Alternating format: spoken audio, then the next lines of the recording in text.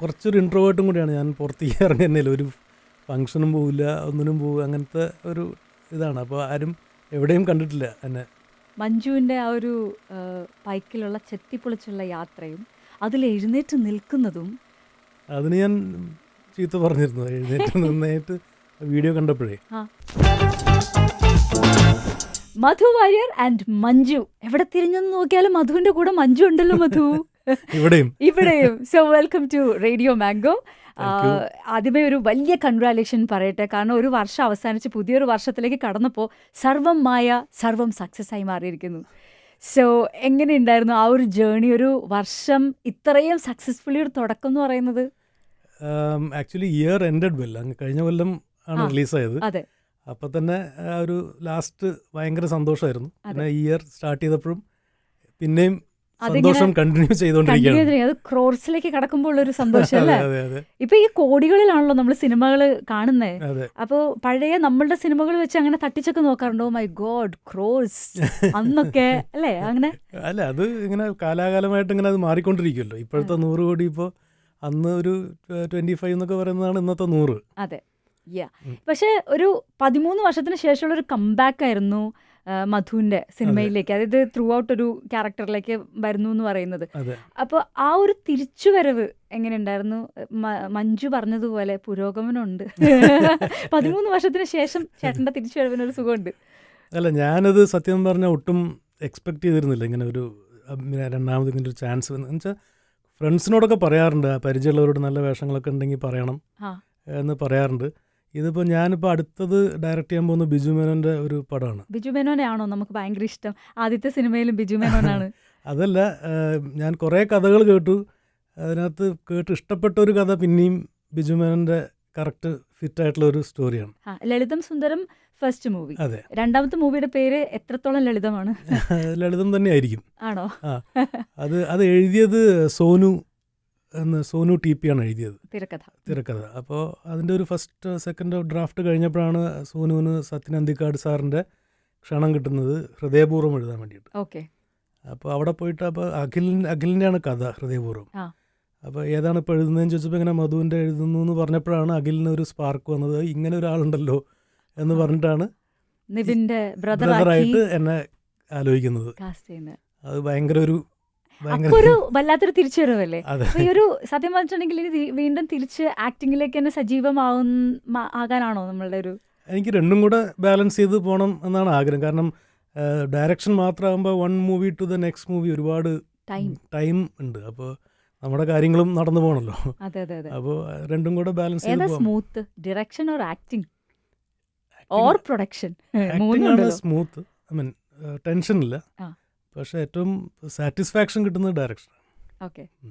ഈ ചോദിക്കണം എന്ന് വിചാരിക്കണം, പ്രത്യേകിച്ച് നമ്മളുടെ ഈ സർവമായാലും താങ്കൾ ഒരു ഹൈടെക് പൂജാരിയായിട്ടാണല്ലോ അഭിനയിക്കുന്നത്. അപ്പോൾ ഹൈടെക് പൂജാരി ആയതുകൊണ്ട് ചോദിക്കുക, ഈ മഞ്ജു വാര്യർ, മധു വാര്യർ എന്ന് പറയുമ്പോൾ വാര്യറിൽ തന്നെ ഒരു 6ൻ്റെ കുറവുണ്ട്. മഞ്ജു വാര്യറിൽ 2 6 ഉണ്ടെങ്കിൽ മധു വാര്യർ എത്തുമ്പോൾ അത് 1 6 ഉള്ളൂ. അപ്പോൾ ഒരു ഹൈടെക് പൂജാരി എന്നുള്ള രീതിക്ക് ഈ പേര് മാറ്റത്തിൽ എന്തെങ്കിലും കണക്ഷൻ ഉണ്ടോ? ഹൈടെക് പൂജാരി ആയതുകൊണ്ടല്ല. 5-ൽ ഒരാൾ അർജുനൻ എന്ന് പറഞ്ഞ ഒരു സിനിമ ഷൂട്ട് ചെയ്യുന്നതിനിടയ്ക്ക് കൽപ്പന ചേച്ചി ഉണ്ടായിരുന്നു. അപ്പോൾ കൽപ്പന ചേച്ചി പറഞ്ഞു, നിൻ്റെ സ്പെല്ലിംഗ് ഒന്ന് മാറ്റിയാൽ നിനക്ക് നല്ലത് വരും, ന്യൂമറോളജി അറിയാം എന്ന് പറഞ്ഞിട്ട് കൽപ്പന ചേച്ചി കണ്ടുപിടിച്ച് WARIAR മതി എന്ന് പറഞ്ഞിട്ട് എന്നെ കൊണ്ട് 100 പ്രാവശ്യം എഴുതിപ്പിച്ചു. അങ്ങനെയാണ് എൻ്റെ പേര് പിന്നെ അങ്ങനെ ആക്കിയത്. കൽപ്പന ചേച്ചിക്ക് ഇപ്പം അങ്ങനത്തെ വശമുണ്ടോ?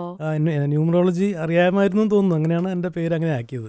ഓക്കെ. അങ്ങനെയാണ് മധു വാര്യറിൽ ഒരു 6 കുറഞ്ഞതും, പക്ഷെ അതിനൊരു A ആണ് വന്നത് അല്ലേ? മൊത്തത്തിലൊരു ചേഞ്ച് വരുത്തിയിട്ടുണ്ട്. ഈ ഹൈടെക് പൂജാരിക്ക് ഇതിലൊക്കെ വിശ്വാസമുണ്ടോ?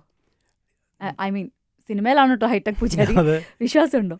വിശ്വാസം കോവിഡിന് ശേഷം കുറച്ച് മാറ്റങ്ങൾ വന്നിട്ടുണ്ട്. വിശ്വാസത്തിലൊരു ഇത്തിരി കുറവ് വന്നിട്ടുണ്ട്. ഓ, ഓക്കെ. പൊതുവേ ആൾക്കാരിലൊരു മൊത്തത്തിലൊരു ചേഞ്ച് ആണല്ലോ കോവിഡ്. അതെ. പണ്ടത്തെ ആ ഒരു അത്രയും ഇതില്ല, ഇപ്പോൾ ഒരു ആഗ്നോസ്റ്റിക് ആണെന്ന് വേണമെങ്കിൽ പറയാം. ഈ തിരിച്ചു വന്നിട്ട് നിവിൻ പോളിയുടെ കൂടെ അഭിനയിക്കുന്ന ഈ സിനിമ സർവമായ ഒരുപാട് പ്രത്യേകതയുള്ള സിനിമകളാണ്. ഒന്ന് പറഞ്ഞിട്ടുണ്ടെങ്കിൽ നിവിൻ പോളിനെ തിരിച്ച് നമുക്ക് കിട്ടി എന്ന് പറയുന്നൊരു സംഭവം. മധു വാര്യർ തിരിച്ചു വരുന്നു, പിന്നെ ഒരു പുതിയ കുട്ടി ഡെലൂലു എന്ന് പറഞ്ഞിട്ട് വരുന്നു. സോ ഇങ്ങനെ ഒരുപാട് പ്രത്യേകതകൾ നമുക്ക് പറയാൻ പറ്റുന്നൊരു സിനിമയാണ്. അപ്പം സർവ്വമായാലും ഈ ഒരു ക്യാരക്ടർ മധുവിനെ എത്രത്തോളം ഷേപ്പ് ചെയ്തിട്ടുണ്ടാവും? ഈ ഒരു ക്യാരക്ടർ എന്നോട് ആദ്യം പറഞ്ഞപ്പോൾ 3-4 സീനൊക്കെ ഉള്ളൂ. അപ്പോൾ ഞാനത് അത്ര വലിയ സംഭവമായിരിക്കും എന്ന് വിചാരിച്ചിട്ടുണ്ടായിരുന്നില്ല. പക്ഷേ തിയേറ്ററിൽ ഫസ്റ്റ് ഡേ എൻ്റെ ഫ്രണ്ട്സൊക്കെ പോയപ്പോൾ ഞാൻ പറഞ്ഞു കണ്ണ് ചിമ്മാതെ കാണണം, കണ്ണ് ചിമ്മിയാൽ ചിലപ്പോൾ എന്നെ മിസ്സാവും എന്ന് പറഞ്ഞു. അവർ ഇറങ്ങി പറഞ്ഞു അങ്ങനെയൊന്നുമില്ല, ത്രൂ ഔട്ട് ക്യാരക്ടറാണല്ലോ എന്ന് പറഞ്ഞപ്പോൾ എനിക്ക് തന്നെ അത് എനിക്ക് മനസ്സിലായില്ല. അത് എഡിറ്റ് ചെയ്ത് കളയുന്നല്ലോ പറഞ്ഞു.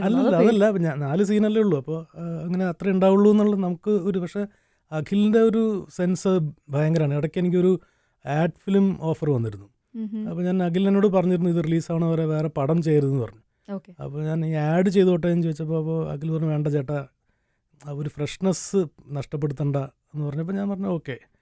പിന്നെ ഞാൻ പോയി പടം കണ്ടപ്പോഴാണ് ആ ഒരു ക്യാരക്ടറിൻ്റെ ഇമ്പോർട്ടൻസും എന്തുകൊണ്ടാണ് അഖിൽ അങ്ങനെ ഫോഴ്സ് ചെയ്തിട്ട് അത് പറഞ്ഞതെന്നുള്ളതും മനസ്സിലാക്കിയത്. ഇതിനകത്ത് വളരെ സപ്പോർട്ടീവ് ആയിട്ടുള്ളൊരു സഹോദരനാണ്. റിയൽ ലൈഫിൽ നമുക്ക് മഞ്ജു വാര്യരും മധു എന്ന് പറയുമ്പോഴത്തേക്കുള്ള നമുക്ക് ആ ഒരു സിബ്ലിങ്സ് ഉണ്ടല്ലോ. അപ്പോൾ എത്രത്തോളം അവിടെ നമ്മളുടെ ഒരു എങ്ങനെയാണ് അവിടുത്തെ ഒരു സപ്പോർട്ടിങ് സിസ്റ്റം? ഞാൻ സപ്പോർട്ടീവ് ആണോ, ഞാൻ പ്രൊട്ടക്റ്റീവാണ്. ചേട്ടനാണ്, ചേട്ടൻ്റെ കുടക്കീഴിൽ. അതെ, പ്രൊട്ടക്റ്റീവ് എന്ന് പറഞ്ഞാൽ എനിക്ക് അങ്ങനെ മഞ്ജു ചെയ്യുന്ന ഓരോ കാര്യങ്ങൾ ഞാൻ മോണിറ്റർ ചെയ്തിട്ട് എന്തെങ്കിലും പ്രശ്നങ്ങളുണ്ടോ, ഈവൻ ഒരു പോസ്റ്റ് പോലും എന്തെങ്കിലും ചെയ്യുമ്പോൾ അത് വേറെ ഇഷ്യൂ ആവരുത് എന്നുള്ള രീതിയിലൊക്കെ എനിക്കൊരു അനാവശ്യ ടെൻഷൻ ഉണ്ട്. അങ്ങനെ വഴക്കൊക്കെ പറയാറുണ്ട്, എന്തിനാ അതിട്ട്? അല്ല, ഇടയ്ക്കൊക്കെ അങ്ങനെ 1-2 പറഞ്ഞിട്ടുണ്ട് അങ്ങനെ. ഓക്കെ. ഞാൻ കഴിഞ്ഞ ദിവസം പറയാമല്ലേ പാട്ടില്ലേ, തുള്ളി തുള്ളി പാട്ട് പറയാമല്ലേ, പാട്ടൊക്കെ പാടൂലേ? പാട്ടൊന്നും പാടില്ല, പക്ഷെ ഡാൻസ് കളിക്കും അല്ലേ? അതിന്റെ താഴെ മുഴുവൻ വന്നിരിക്കുന്ന കമന്റുകൾ, ആ സൗരവ് ഗാംഗുലിനെ പോലെ ഇരിക്കുന്ന ചേട്ടൻ, ആ ചേട്ടൻ, അങ്ങനെ എല്ലാവരും പറയുന്നത്. അപ്പം ആ ഒരു സമയത്ത് അങ്ങനെ ഒരു ഇമേജ്, ഐ മീൻ ഇപ്പൊ പറയുന്നതാണോ അതോ അന്നേ അങ്ങനത്തെ ഒരു സംഭവം കേട്ടിട്ടുണ്ടോ? കേട്ടിട്ടുണ്ട്. സൗരവ് ഗാംഗുലി മാത്രം, അജിത്ത് കേട്ടിട്ടുണ്ട്. മറ്റേ ഈ പറഞ്ഞ ഡാൻസ് ഞാൻ ഒറ്റക്കാലല്ല ചെയ്യണം, ഒരു കാലം ഒടിഞ്ഞിട്ടാ. ആണോ? മുട്ട് തിരിഞ്ഞു പോയി ആ പാട്ട് ഷൂട്ടിനിടയ്ക്ക് ഫസ്റ്റ് ഡേ തന്നെ. എന്നിട്ട് ഞാൻ മറ്റേ കാസ്ക് ഇട്ടിട്ടാണ് ബാക്കി 2 ദിവസം ഫുൾ ഒരു കാലില്ല ചാടണം അങ്ങോട്ടും ഇങ്ങോട്ടൊക്കെ. അത് അറിഞ്ഞൂടായിരുന്നു. പിന്നെ ഇടയ്ക്കൊരു പോർഷൻ ചെയ്യാൻ പറ്റാത്തതുകൊണ്ട് ഡാൻസ് മാസ്റ്റർ തന്നെ അത് കംപ്ലീറ്റ് ചെയ്തു ആ ഒരു പോർഷൻ. ശരി, അവിടെ നമ്മുടെ മുഖമില്ല. ഇല്ല, അല്ല മുഖമില്ല, ഡാൻസ് മാസ്റ്ററും ട്രൂപ്പും കൂടെ ഇടയ്ക്കുള്ളൊരു പോർഷൻ. പഴയ ഒരു കാലവും നമ്മളിപ്പോൾ കമ്പയർ ചെയ്യുമ്പോൾ നമ്മൾ പെട്ടെന്ന് വന്നങ്ങ് പോയി, പിന്നെ വലിയൊരു ഗ്യാപ്പായിരുന്നു. വൈ പോയി? പണ്ടത്തെ എനിക്കിപ്പോൾ കാണുമ്പോൾ ചമ്മല പോയത് എന്ന് പറഞ്ഞാൽ ഞാൻ ഈ ഡയറക്ഷനിൽ കോൺസെൻട്രേറ്റ് ചെയ്തിട്ട് അസിസ്റ്റൻ്റായിട്ട് വർക്ക് ചെയ്തു. പിന്നെ ഒരു പടം ആദ്യം ഒരെണ്ണം ശ്രമിച്ചു, അത് 2-3 കൊല്ലം അതിൻ്റെ പിന്നാലെ പോയി നടന്നില്ല. പിന്നെ ലളിതം സന്ദർഭത്തിൻ്റെ പിന്നാലെ 2-3 കൊല്ലം പോയി. അങ്ങനെ കോവിഡും വന്നു. അങ്ങനെ പിന്നെ അപ്പോഴേക്കും അടുത്ത പടത്തിലേക്ക് ഞാൻ കയറി. അതിനിടയ്ക്ക് ഒരു ഭാഗ്യത്തിന്, അല്ലാണ്ട് ഒരു മനഃപൂർവ്വം എടുത്തതാണോ എന്ന് ചോദിച്ചാൽ ഈ ഇതിൽ കോൺസെൻട്രേറ്റ് ചെയ്യാൻ വേണ്ടിയിട്ട് എടുത്ത ബ്രേക്കാണ്. പക്ഷെ അതിനിടയ്ക്ക് അഭിനയിക്കില്ല എന്ന് പൊതുവെ എല്ലാവരും വിചാരിച്ചു എന്ന് തോന്നുന്നു. നമ്മൾ ഈ എപ്പോഴും കണ്ടോണ്ടിരുന്നാലാണല്ലോ നമുക്കൊരു മധുണ്ട് അങ്ങനത്തെ ഒരു മിസ്സിങ്. മേ ബി അതുകൊണ്ടായിരിക്കും അല്ലേ ആള് പിന്നീട് ആൾക്കാർ കാസ്റ്റ് ചെയ്യാതിരുന്നതോ? കുറച്ചൊരു ഇൻട്രോവേർട്ടും കൂടിയാണ് ഞാൻ. പുറത്തേക്ക് ഇറങ്ങുന്നില്ല, ഒരു ഫംഗ്ഷനും പോവില്ല, ഒന്നിനും പോവും, അങ്ങനത്തെ ഒരു ഇതാണ്. അപ്പോൾ ആരും എവിടെയും കണ്ടിട്ടില്ല എന്നെ. ഇനി നമുക്ക് ഈ 2026 റെസൊല്യൂഷൻ എന്താ? ഞാൻ നന്നാവുന്നാണോ, ഞാൻ മാറാം ടോട്ടലി? അല്ല, കുറച്ചും കൂടെ ഒന്ന് എഫേർട്ട് എടുക്കണമെന്നുണ്ട്. ആളുകളെയൊക്കെ പോയി കണ്ട് സംസാരിച്ച് ഫോണിൽ കൂടെ ഒക്കെ ഒരു അവസരമൊക്കെ ചോദിച്ച് മുന്നോട്ട് പോകണം. മഞ്ജു വാര്യറിൽ വന്നിരിക്കുന്ന വലിയൊരു മാറ്റം, കയ്യിലിരിക്കുന്ന ബക്കറ്റ് ലിസ്റ്റിലുണ്ടായിരുന്ന ഒരു ബൈക്കാണല്ലോ ഇപ്പോൾ നമ്മൾ കാണുന്നത്. എനിക്ക് പെട്ടെന്ന് മഞ്ജു വാര്യർ ബൈക്കിൽ സഞ്ചരിക്കുന്ന കാണുമ്പോൾ ആദ്യം രാജാവിൻ പാർവൈ, അതായിരുന്നു ആദ്യം ഇട്ടൊരു പോസ്റ്റ്. ഇപ്പോൾ നമ്മുടെ ലിയോയിലെ പാട്ടൊക്കെ ഇട്ടിട്ടാണ് വന്നിരിക്കുന്നത്. സോ അതിനെപ്പറ്റി പറ. നമ്മൾ വലിയ പ്രൊട്ടക്റ്റീവ് ആയിട്ടുള്ള സഹോദരനായതുകൊണ്ട് തന്നെ മഞ്ജുവിൻ്റെ ആ ഒരു ബൈക്കിലുള്ള ചെത്തിപ്പൊളിച്ചുള്ള യാത്രയും അതിൽ എഴുന്നേറ്റ് നിൽക്കുന്നതും, മോളെ സൂക്ഷിക്കണം. അതിന് ഞാൻ ചീത്ത പറഞ്ഞിരുന്നു എഴുന്നേറ്റ് നിന്നായിട്ട് വീഡിയോ കണ്ടപ്പോഴേ. അപ്പോൾ മഞ്ജു പറഞ്ഞു അത് എല്ലാ റൈഡേഴ്സും കാല് ഒന്ന് സ്ട്രെച്ച് ചെയ്യാൻ വേണ്ടിയിട്ട് ചെയ്യുന്നതാണ്, നമ്മൾ സ്ട്രെച്ച് ചെയ്യണമെങ്കിൽ സൈഡിൽ നിർത്തിയിട്ട് സ്ട്രെച്ച് ചെയ്താൽ പോലെയെന്ന് ഞാൻ ചോദിച്ചു. അപ്പോൾ ഇല്ല, അത് നോർമലാണ്. ഇപ്പോൾ മഞ്ജു രാത്രി എല്ലാ ദിവസവും ബൈക്ക് എടുത്തിട്ട് ട്രാഫിക്കെല്ലാം ഒഴിഞ്ഞ സമയത്ത് കറങ്ങാൻ പോകും. അപ്പോഴൊക്കെ തിരിച്ച് എത്തണ വരെ നമുക്ക് മറ്റേ ഗ്രൂപ്പിൽ മെസ്സേജ് വരുന്ന ഒരു ടെൻഷനാണ്, എന്തെങ്കിലും പറ്റിയിട്ടുണ്ടോ. കാരണം ഇത് ഭയങ്കര വെയിറ്റായി ഇതിന്.